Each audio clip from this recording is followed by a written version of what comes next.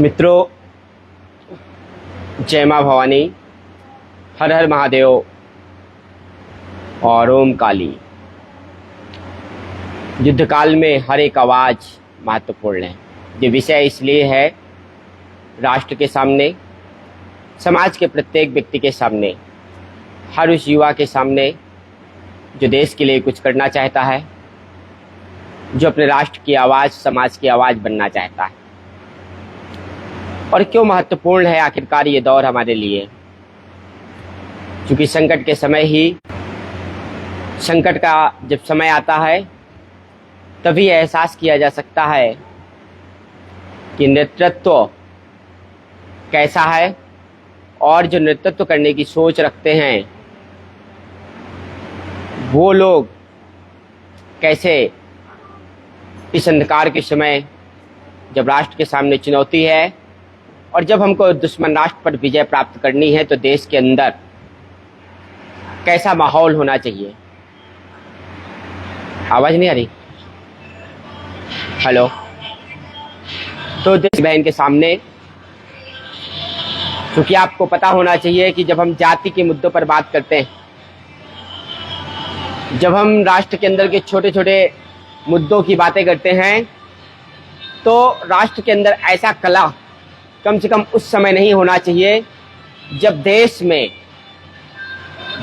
में एक ऐसा माहौल व्याप्त है कि राष्ट्र को एकता की आवश्यकता है, राष्ट्र को आपसी सामंजस्य की आवश्यकता है।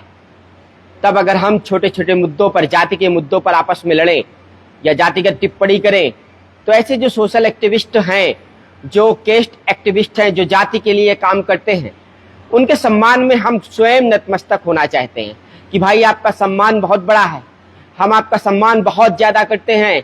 आप कुछ समय के लिए अपनी ये जाति का जो आवाज़ है, आपकी जाति वाली आवाज़, इसको उस समय तक के लिए शांत कर दो जब तक राष्ट्र में युद्ध चल रहा है, जब तक हम दुश्मन देश से एक बड़ी चुनौती लड़ रहे हैं, जब तक हमारा युद्ध का समय चल रहा है, तब तक जितने भी नफरत फैलाने वाले लोग हैं और जो भी जाति के नाम पर लड़ाई लड़ करके राजनीति करना चाहते हैं, उन सभी युवा साथियों से मेरा यही कहना है कि मित्रों, कम से कम इस समय तो आप, हाथ जोड़ करके आपसे निवेदन है कि इस समय आप शांति बरतिए। उस समय तक, जब तक युद्ध चल रहा है, जब तक सेना युद्ध के को ललकार रही है दुश्मन राष्ट्र को, तब तक आप सबका कर्तव्य बनता है कि हम अपने राष्ट्र के अंदर एक ऐसे माहौल को बना करके रखेंगे जिससे सेना को बहुत बड़ी मदद मिलेगी।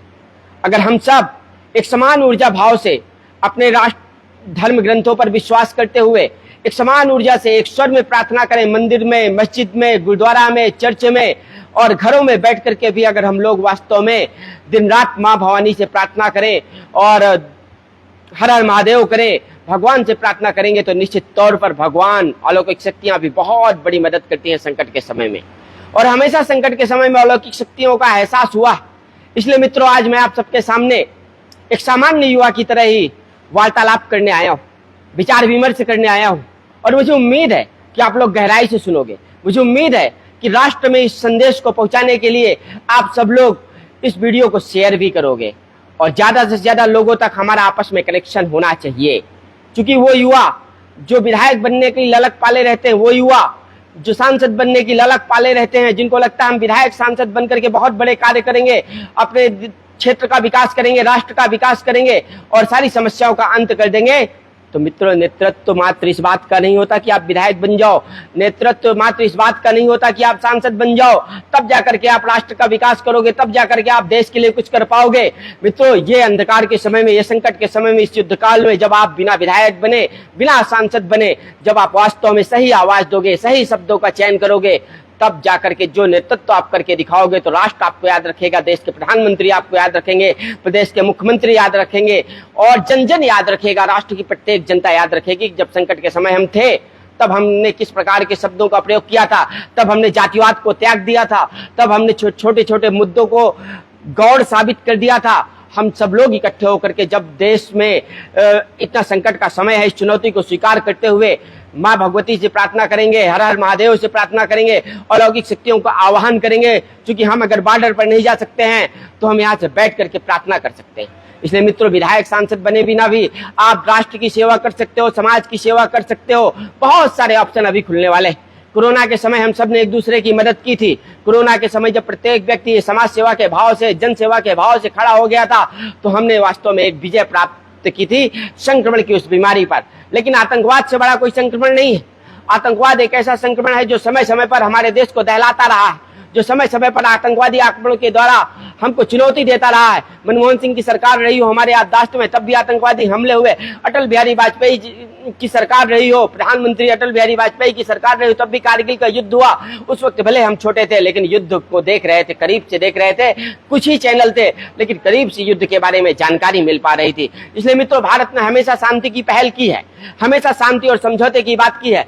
लेकिन आत्मरक्षा के लिए प्रत्येक व्यक्ति को लड़ाई लड़नी पड़ती, और जब राष्ट्र लड़ाई के मुहाने पर खड़ा है, जब हमें लड़ाई लड़नी पड़ रही है, हमारी सेना लड़ाई लड़ रही है, तो हमारे जो कर्तव्य बनते हैं एक दूसरे की मदद करना, युद्ध के समय में कुछ ऐसा करना जिससे किसी का उत्साह खत्म ना हो। हम उत्साहित होकर के स्वर में जब आवाज देंगे, जब हम एक ऐसी आवाज का प्रयोग करेंगे, तो वास्तव में भारत की जनता का उत्साह देख करके दुश्मन देश के हौसले पहले ही पस्त हो जाएंगे। हमारे मिसाइल, हमारे ड्रोन, हमारे बहुत सारे अस्त्र शस्त्र सभी काम कर रहे हैं। कुछ ऐसे गुप्त अस्त्र और शस्त्र भी होते हैं जो दुश्मन देश को और विश्व को कभी बताया भी नहीं जाता। इसलिए पूर्ण विश्वास है कि उन गुप्त अस्त्र शस्त्र का प्रयोग करके भारत एक बार विजय प्राप्त करेगा। और आपने देखा है कि भारतीय सेना युद्ध में बढ़त बना भी चुकी है। और इसलिए एक नागरिक के तौर पर जो हमारे कर्तव्य हैं, हमें सीखना होगा जापान से, हमें सीखना होगा उन राष्ट्रों से जो नागरिक के तौर पर अपने कर्तव्यों का निर्वहन हमेशा समय समय पर करते रहे।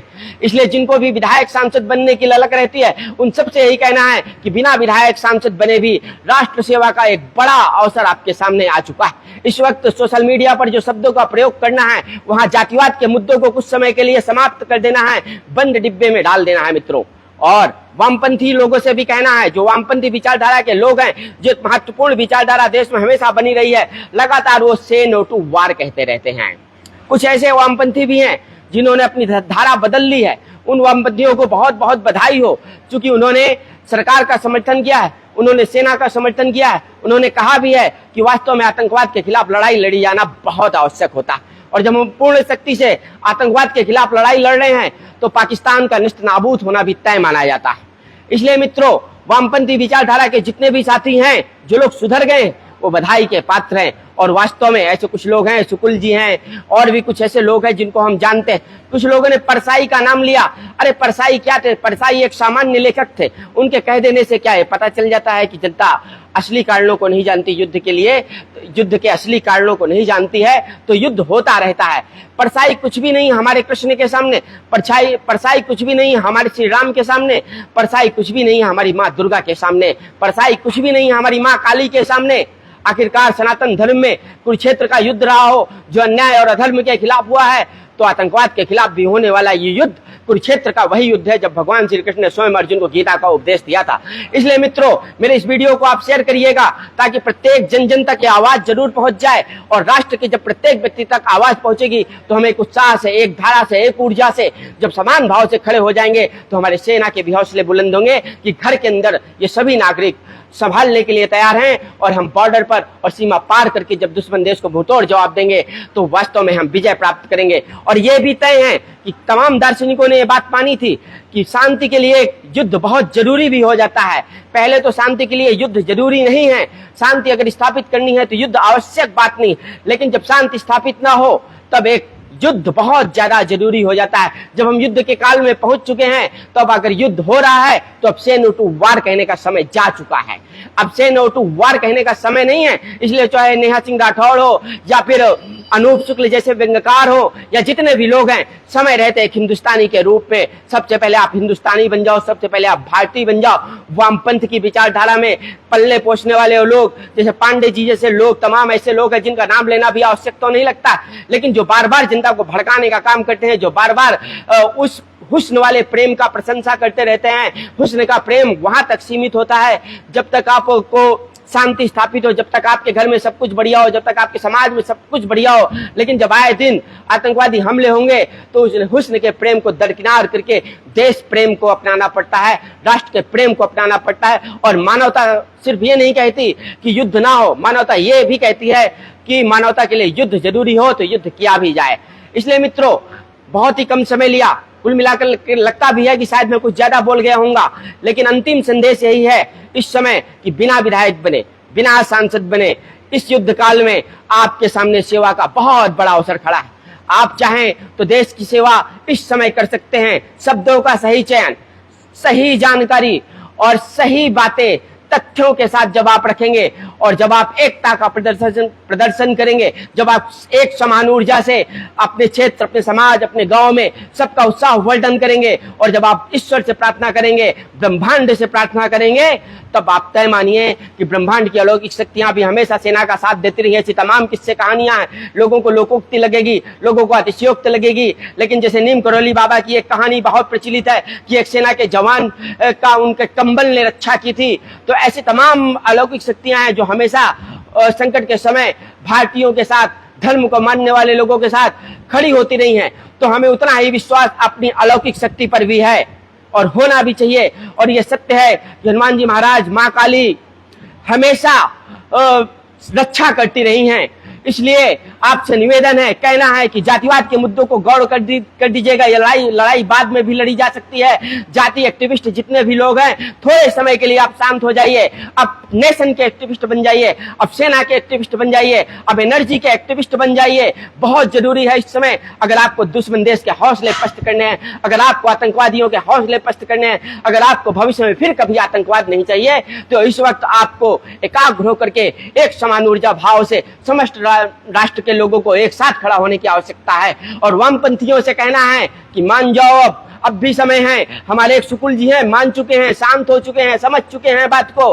तो शुक्ल जी की तरह आप भी समझ जाओ, वो राठौर हो या नेहा हो या स्नेहा हो या कोई भी हो, अब भी वक्त है कि आप बहुत अच्छा काम कर सकते हैं। आप याद किए जाएंगे। जब हम आज तक अब्दुल हमीद को याद करते हैं, जब हम सोफिया कुरैशी को देख करके गर्व से भर जाते हैं, जब हम बेमिका सिंह को देख करके गर्व से भर जाते हैं, तो आप तय मानिए कि कितना बड़ा गर्व होगा जब आप सही शब्दों का चयन करेंगे, जब आप तथ्यों की जानकारी सही देंगे, जब आप राष्ट्र की एकता और अखंडता के लिए समान ऊर्जा भाव से काम करेंगे। तो मित्रों, युद्ध काल में यही सबसे ज्यादा आवश्यक है। एक सामान्य नागरिक होने के नाते हम ये काम कर सकते हैं। इसलिए बिना विधायक बने, बिना सांसद बने, विधायक और सांसद बनने की ललक पालने वाले प्रत्येक युवा से कहना है, जो जुलूस निकालने के लिए तत्पर दिखते हैं, उनसे कहूंगा कि सही विचारों का आदान प्रदान करो, एक समान ऊर्जा का आदान प्रदान करो। आपसे यही विनती है, आप यही करबद्ध निवेदन है कि राष्ट्र हित में खड़े हो जाइए। मुझे तो लगा कि हम विधायक ना बने, हम सांसद ना बने, हम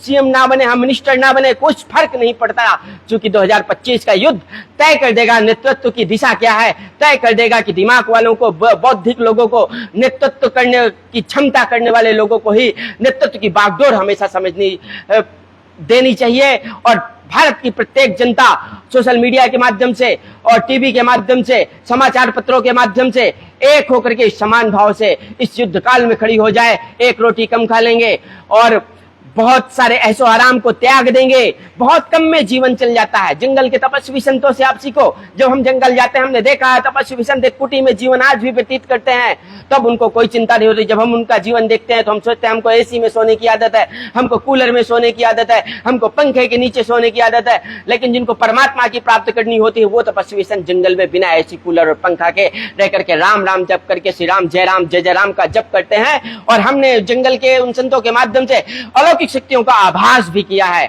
इसलिए मेरा कहना है कि आप वीडियो को शेयर करिएगा। भारत के प्रत्येक नागरिक तक ये वीडियो पहुंचना चाहिए और सबको मिल करके दुश्मन देश के खिलाफ आवाज को बुलंद करना चाहिए। सब लोग जय मां काली, जय मां भवानी, हर हर महादेव का नारा जरूर लगाएंगे। और इस वक्त मैं आप सबके साथ राम कृपा होटल से था। चित्रकूट की धरा से एक बड़ी आवाज परमात्मा की कृपा से बुलंद हुई है। तो आप सबसे आग्रह और निवेदन के साथ अपनी वाणी को यहीं पर विराम देता हूं। जय हिंद, जय भारत, जय भारतीय सेना, जय मां काली, जय मां भवानी, हर हर महादेव।